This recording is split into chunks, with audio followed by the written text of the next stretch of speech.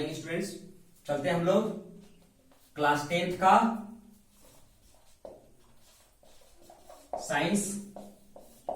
हम लोग यहाँ पे प्रकाश का परावर्तन पढ़ रहे थे। प्रकाश का परावर्तन, ध्यान दिया जाए। आज हम लोग पढ़ेंगे चिन्ह परिपाटी।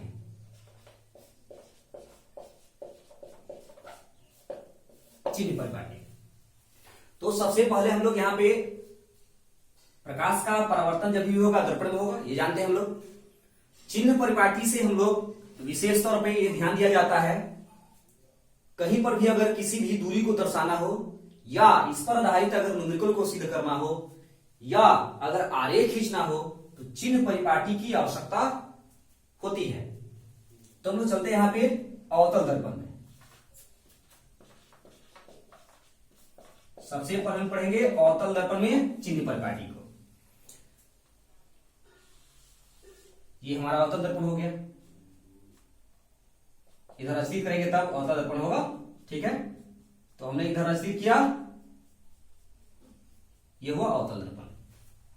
ये हमारा हो गया मुख्य अक्ष, ये हो गया P, ये हो गया C और CP के ठीक मध्य में F होगा।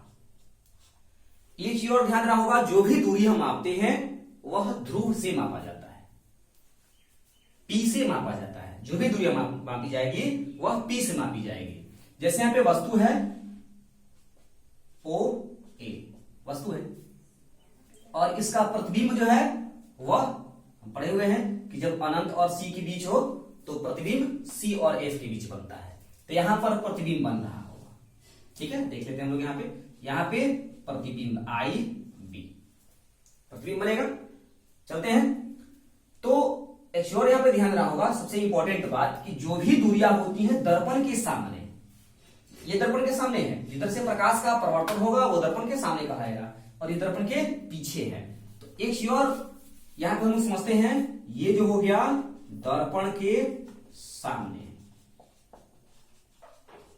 ये हो गया दर्पण के पीछे। बस एक ही पॉइंट ध्यान रखना है, इसी से हमारा पूरा चिन्ह परिपाटी क्लियर हो जाता है। दर्पण के सामने जितनी भी दूरियां होंगी, अगर P से मापी जा रही है, P से ही मापी जाती है दूरियां, दर्पण के सामने जितनी भी दूरियां होती हैं वह सभी जो होती हैं माइनस होती हैं, यानी निगेटिव होती हैं। जितनी भी दूरी होगी, जैसे अगर फोकस दूरी है तो -F, यहां से मापा जाएगा F से, F और P यहां पे है ऐसे, P यहां पे आ रहा है ऐसे कुछ, है ना। तो इसके बीच में जो दूरी होगी वह फोकस दूरी कहलाएगा। F और P के बीच दूरी को, P और F के बीच दूरी को फोकस दूरी कहते हैं। तो ये क्या हो जाएगा, -F हो जाएगा। कैपिटल लेटर से फोकस, मुख्य फोकस को, और स्मॉल f से फोकस दूरी को, ठीक है। इस प्रकार से ये C है वक्रता केंद्र, तो P और C ध्रुव और वक्रता केंद्र के बीच दूरी को हम लोग वक्रता त्रिज्या कहते हैं। तो वक्रता त्रिज्या जो होगा यह -r हो जाएगा, और ये P से ही होगा। सभी दूरियां P से ही मापी जाती होंगी। P ऐसे करके सीधे इस तरह से। अब इसके बाद अगर वस्तु यहां पे रखा गया है तो वस्तु से और P के बीच दूरी को वस्तु दूरी -u हो जाएगा, इस प्रकार से, ठीक है। और अगर यहाँ पे प्रतिबिंब बन रहा है, यहाँ पे अगर प्रतिबिंब बन रहा है IB, तो ये प्रतिबिंब जो है यहां से देखते हैं हम लोग -v। जितनी भी दूरियां होंगी वह P से ही मापी जाती हैं, ठीक है।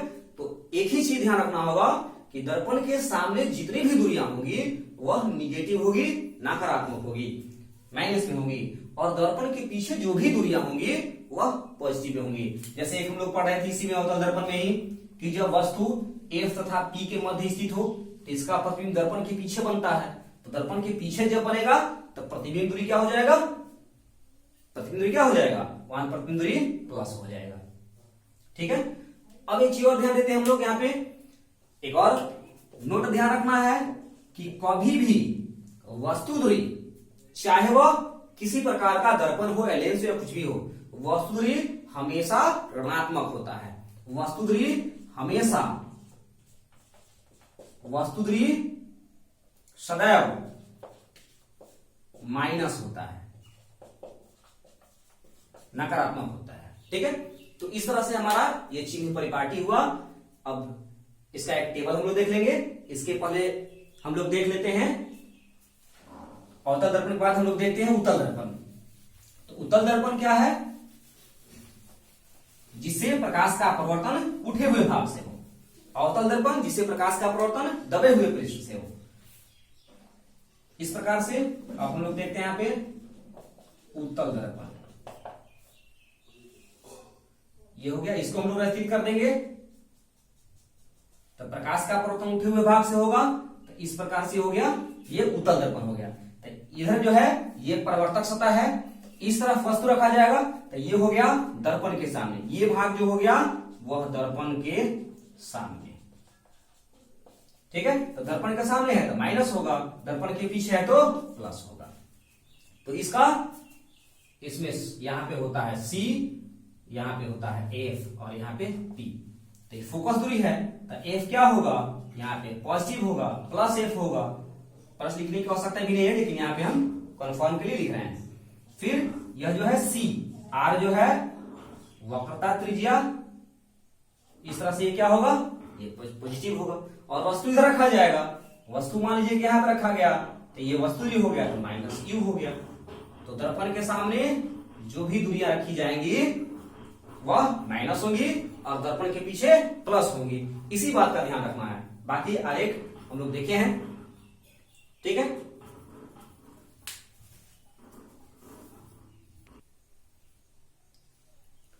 चलते हम लोग इस टेबल की सहायता से अवतल दर्पण के लिए हम लोग चिन्ह परिपाटी देख लें। ठीक है, प्रतिबिंब जब वास्तविक हो, ये जो हुआ ये प्रतिबिंब के लिए है, प्रतिबिंब के लिए है। प्रतिबिंब जो वास्तविक हो और काल्पनिक हो, चाहे प्रतिबिंब वास्तविक बने या काल्पनिक बने, U जो है हमारा हमेशा माइनस होता है। ठीक है, इस पहले यहां पे हम लोग ऐसे रखते हैं, V रख ले, यहां U और F। तो प्रतिबिंब जब वास्तविक होगा तो प्रतिबिंब दूरी माइनस होगा, और जब प्रतिबिंब काल्पनिक होगा तब प्रतिबिंब दूरी प्लस होगा।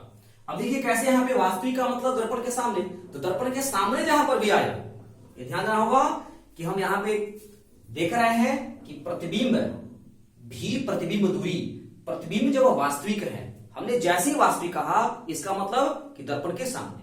तुमने बताया भी कि दर्पण के सामने जो भी दूरी होगा माइनस होगा, तो सीधे सीधे आपको माइनस लिखना है।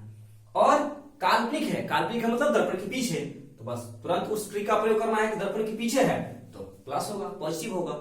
U जो है हमेशा दर्पण के सामने ही, वस्तु जो है हमेशा दर्पण के सामने रखा जाएगा, तो वस्तु दूरी हमेशा क्या होगा? माइनस होगा। F जो है, F क्या होता है? F इसमें दो स्टेज होते हैं। ठीक है, ध्यान रखना होगा। F क्या होगा? F हमेशा यहां पे माइनस होगा, क्योंकि F क्या है? मुख्य फोकस है। तो अवतल दर्पण के लिए मुख्य फोकस यहां होता है, जो दर्पण के सामने है। दर्पण के सामने है तो फोकस दूरी माइनस हो गया। जहां कहीं भी दर्पण के सामने आए तो माइनस होगा, दर्पण के पीछे कहे तो प्लस होगा। अब हम लोग देख लेते हैं उत्तल दर्पण का। उत्तल दर्पण का देख लेते हैं। उत्तल दर्पण में भी इस तरह से ये हो गया V, U और F। यहां पे प्रतिबिंब वास्तविक, सॉरी यहां पे उत्तल में प्रतिबिंब जो है हमेशा काल्पनिक बनेगा। प्रतिबिंब हमेशा उत्तल दर्पण में प्रतिबिंब हमेशा काल्पनिक ही बनता है, तो इसलिए यहां क्या हो जाएगा? ये प्लस हो जाएगा।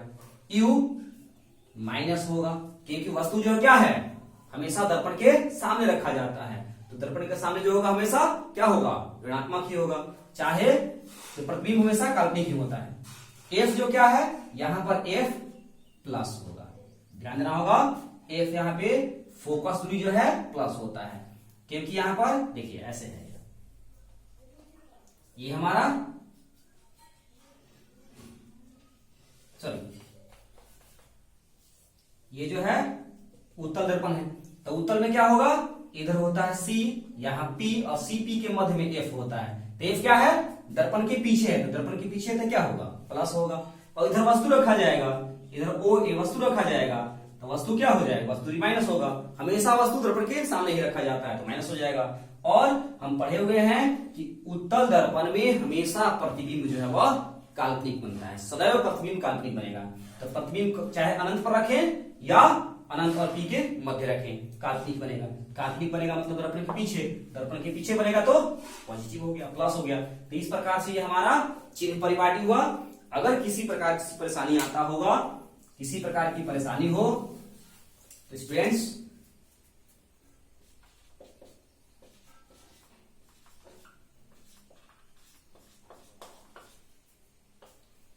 इस नंबर पर कॉल कर सकते हैं या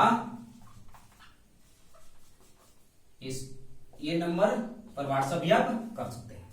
ठीक है, धन्यवाद।